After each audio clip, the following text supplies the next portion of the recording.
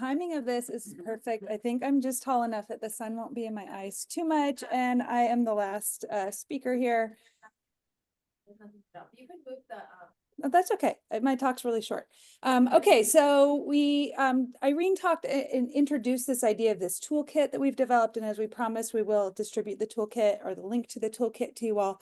And she was really focusing more on some of the patient and clinic level solutions in the toolkit, and I'll talk about some policy specific to the legislation, some of the barriers with the legislation, and regulator barriers. So, and I think many of these have already been discussed today. So we know that within a state, and we heard from Kelly that even at their clinic, it was about 16% of the people had coverage under SB 600.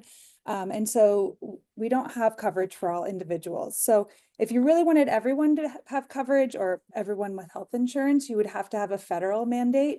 That would be the only way to really make that happen. There's no way to make that happen within the state context because the state doesn't regulate the federal plans.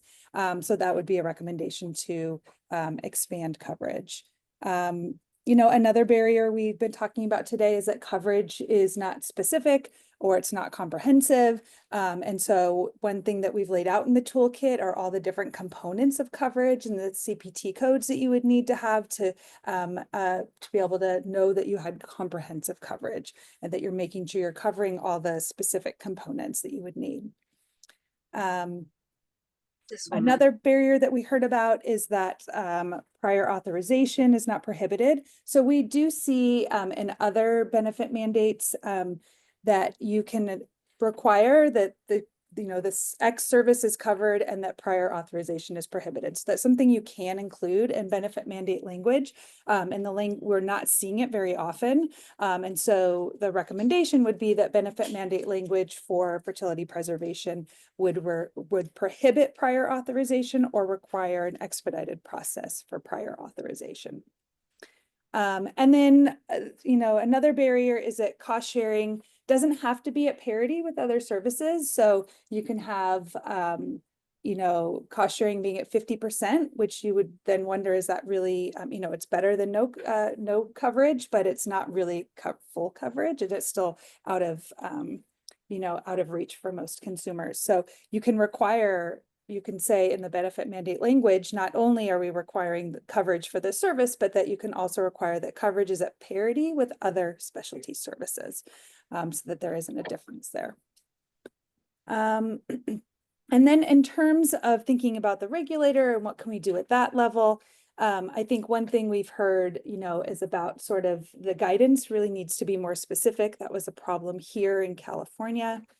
And so one of our recommendations is that to have really specific guidance to improve health insurance plan implementation. And so I think we've talked a couple of different ways today about what that could include in terms of specific benefits that need to be covered and specific populations that need to be covered.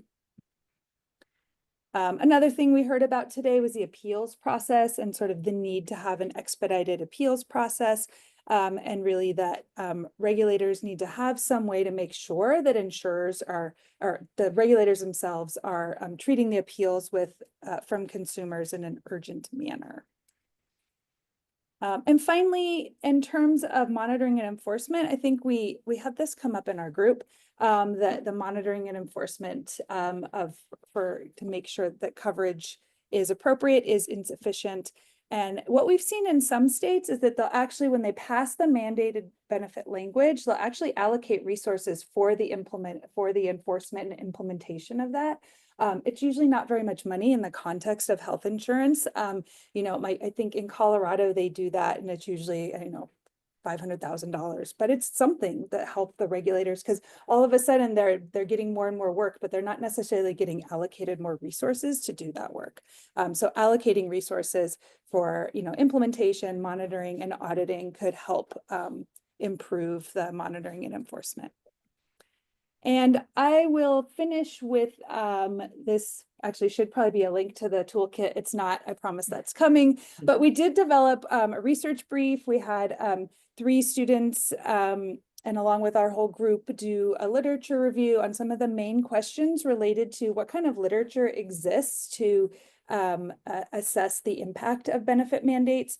And so I know some of you have already seen that, but we're looking for feedback on that. So if you go to this document, it'll take you to a Google folder. You can get the document and you can leave comments in there like, hey, you missed this article, or hey, if you just have comments about specific parts. So anyway, thank you, and I'll see you all in our breakout rooms.